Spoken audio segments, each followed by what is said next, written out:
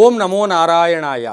ಪೂಜೆಯ ವಿಧಿವಿಧಾನಗಳಲ್ಲಿ ನಾವು ಷೋಡಶ ಪೂಜೆಯ ಒಂದು ಸಂಸ್ಕಾರಗಳ ಪೂಜೆಯಲ್ಲಿ ನಾವು ಬಹುಮುಖ್ಯವಾಗಿ ಮನೆಯಲ್ಲಿ ಎಲ್ಲವನ್ನ ಪೂಜೆಯನ್ನು ಮಾಡ್ತಕ್ಕಂಥ ಸಂದರ್ಭದಲ್ಲಿ ಹೆಚ್ಚು ಪ್ರಾಶಸ್ತ್ಯ ಕೊಡ್ತಕ್ಕಂಥದ್ದೇ ಗಂಟೆಯ ಮಹತ್ವ. ಆ ಗಂಟೆಯ ಪೂಜೆ ಮಾಡಿದಾಗ ನಮಗೂ ಕೂಡ ಎಲ್ಲೋ ಒಂದು ಕಡೆ ಆ ಭಗವಂತನಲ್ಲಿ ಗಟ್ಟಿ ನಂಬಿಕೆ ಕೂಡ ಉಂಟಾಗ್ತಕ್ಕಂಥದ್ದು. ಗಂಟೆಯ ಪೂಜಾ ಮಹತ್ವದಲ್ಲಿ ಏನು ವಿಶೇಷಗಳು, ಗಂಟೆ ಬಾರಿಸೋದ್ರಿಂದ ಅಷ್ಟು ಮಹತ್ವ ಏನಿರುತ್ತೆ ಅಂದಾಗ, ಮನೆಯಲ್ಲಿ ಸಾಮಾನ್ಯವಾಗಿ ನಾವು ಹೇಳ್ತೀವಿ ಗಂಟೆ ಬಾರಿಸೋಕೆ ಹೋದಾಗ ಪೂಜಾ ಸಮಯದಲ್ಲಿ ಗಂಟೆಯಿಂದ ಏನಾಗುತ್ತೆ, ದುಷ್ಟಶಕ್ತಿಗಳು ಆಚೆ ಹೋಗ್ತವೆ, ಶಿಷ್ಟ ಶಕ್ತಿಗಳ ಆವಿರ್ಭಾವ ಆಗುತ್ತೆ, ದೇವತಾ ಲಹರಿಗಳನ್ನು ಹೀರ್ಕೊಳ್ತಕ್ಕಂಥ ಒಂದು ವಿಶೇಷವಾದ ಶಕ್ತಿ ಇರ್ತಕ್ಕಂಥದ್ದೇ ಈ ಗಂಟೆಗೆ.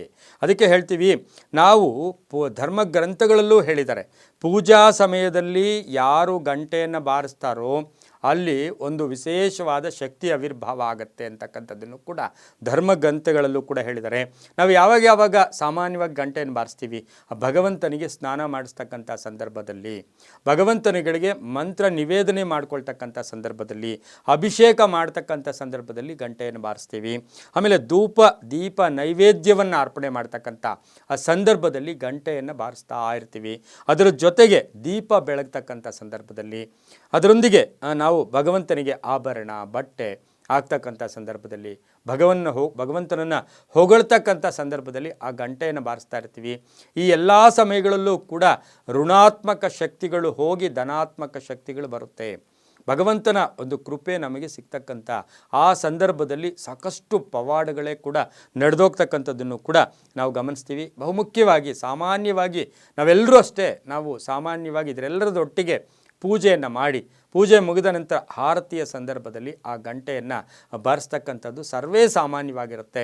ಇದರಿಂದ ಒಂದು ಪುಟ್ಟ ಮನೆ ಆಗಿರ್ಬೋದು, ಚಿಕ್ಕ ಮನೆ, ಬಾಡಿಗೆ ಮನೆ, ಸ್ವಂತ ಮನೆ, ಯಾವುದೇ ಮನೆ ಇದ್ದರೂ ಕೂಡ ಆ ಮನೆಯ ಆ ಮನೆಯ ಪರಿಪೂರ್ಣವಾಗಿ ಆ ಮನೆಯಲ್ಲಿ ಧನಾತ್ಮಕ ಶಕ್ತಿಗಳು ಆವರಿಸ್ಕೊಳ್ತಕ್ಕಂಥದ್ದು ಕೂಡ ಆಗಿರುತ್ತೆ. ಯಾವಾಗಲೂ ಅದಕ್ಕಾಗಿಯೇ ಒಂದು ವಿಶೇಷವಾದ ಮಂತ್ರ ಕೂಡ ಇರುತ್ತೆ, ಆಗಮಾರ್ಥಾಂತು ದೇವಾನಾಂ ಗಮನಾರ್ಥಾಂತು ರಾಕ್ಷಸಾಂ ಕುರು ಘಂಟಾರವಂ ನಾದಂ ದೇವತಾ ಸ್ಥಾನ ಸನ್ನಿಧೋ ಅಂತಕ್ಕಂಥ ಗಂಟೆಯ ಮಂತ್ರವನ್ನು ಕೂಡ ನಾವು ಹೇಳ್ಕೊಳ್ತೀವಿ. ಇದರಿಂದ ಏನಾಗುತ್ತೆ, ನಮ್ಮಲ್ಲಿ ಗಟ್ಟಿತನ ಬರುತ್ತೆ. ಆ ದೇವರುಗಳ ಆಗಮನ ಆಗಬೇಕು ನಮ್ಮ ಮನೆಗೆ, ಆ ಶಕ್ತಿ ನಮಗೆ ಬರಬೇಕು, ರಾಕ್ಷಸರು ದುಷ್ಟಶಕ್ತಿಗಳು ಆಚೆ ಹೋಗಬೇಕು. ಮನೆಯಲ್ಲಿ ಕಲಹಗಳಿರುತ್ತೆ, ದಾರಿದ್ರ್ಯ ಇರುತ್ತೆ, ಕಂಟಕಗಳಿರುತ್ತೆ, ಸಾಲ ಇರುತ್ತೆ, ಮನೆಯಲ್ಲೋ ದಾಡ್ತಾ ಇರ್ತೀರ, ಎಲ್ಲ ಜೀವನದಲ್ಲಿ ಸಾಕಷ್ಟು ಕಷ್ಟಗಳು ಅನುಭವಿಸ್ತಾ ಇರ್ತಕ್ಕಂಥ ಸಂದರ್ಭದಲ್ಲೂ ಕೂಡ ಈ ಗಂಟೆ, ಅದು ಬೆಳ್ಳಿದಾಗಿರ್ಬೋದು, ತಾಮ್ರದ್ದಾಗಿರ್ಬೋದು, ಹಿತ್ತಾಳೆದಾಗಿರ್ಬೋದು, ಅನುಕೂಲಕ್ಕೆ ತಕ್ಕಾಗಿ ಮಾಡ್ಕೊಂಡಿರ್ಬೋದು. ಆದರೆ ಯಾವಾಗಲೂ ಹೇಳ್ತೀವಿ ನಾವು, ಹಿತ್ತಾಳೆಯ ಗಂಟೆಯಿಂದ ಸಾಕಷ್ಟು ಶುಭ, ಹೆಚ್ಚು ಫಲ ಕೊಡ್ತಕ್ಕಂಥದ್ದೇ ಹಿತ್ತಾಳೆಯ ಗಂಟೆ ಕೂಡ ಆಗಿರುತ್ತೆ. ಇದು ಸ್ಕಾಂದ ಪುರಾಣದಲ್ಲೂ ಕೂಡ ಇದರ ಉಲ್ಲೇಖ ಇರ್ತಕ್ಕಂಥದ್ದು ಕೂಡ ಆಗಿರುತ್ತೆ. ಅದರ ಜೊತೆಗೆ ಭಗವಂತ ಹೇಳ್ತಾನೆ, ಸಾಕ್ಷಾತ್ ವಿಷ್ಣು ಭಗವಾನರು ಹೇಳ್ತಾರೆ ಭಗವದ್ಗೀತೆಯಲ್ಲಿ, ನನಗೆ ಎಲ್ಲ ವಸ್ತುಗಳ ಜೊತೆಗೆ ಆ ಘಂಟಾನಾದ ಇಷ್ಟ, ಆ ಗಂಟೆಯ ಸದ್ದು ನನಗಿಷ್ಟ ಅಂತಕ್ಕಂಥದ್ದು ಕೂಡ ಹೇಳಿರ್ತಕ್ಕಂಥದ್ದನ್ನು ಕೂಡ ಇವತ್ತಿನ ದಿವಸ ಉಲ್ಲೇಖಗಳಿದೆ.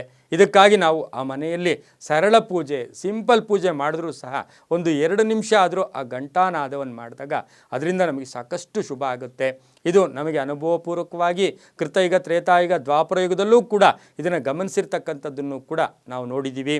ಹಾಗಾಗಿ ಗಂಟೆಯು ಪ್ರಾರಂಭಿಕವಾಗಿ ಗಂಟೆಯುಗ ನಾವು ಪೂಜೆ ಮಾಡೋಕ್ಕೆ ಹೋಗ್ತೀವಿ, ಭೂಮಿ ಪೂಜೆ ಇರ್ಬೋದು, ಮನೆ ಕಟ್ಕೊಳ್ಳೋಕ್ಕಿರ್ಬೋದು, ಶಂಕುಸ್ಥಾಪನೆ ಇರ್ಬೋದು, ಗೃಹ ಪ್ರವೇಶ ಇರ್ಬೋದು, ಎಲ್ಲಕ್ಕೂ ಕೂಡ ಆ ಘಂಟಾನಾದವು ನಮಗೆ ಧನಾತ್ಮಕ ಲಹರಿಗಳನ್ನು ಕೊಡೋದರಲ್ಲಿ ಯಾವುದೇ ಸಂದೇಹ ಇಲ್ಲ. ಸರ್ವೇ ಜನ ಸುಖಿನೋ ಭವಂತು.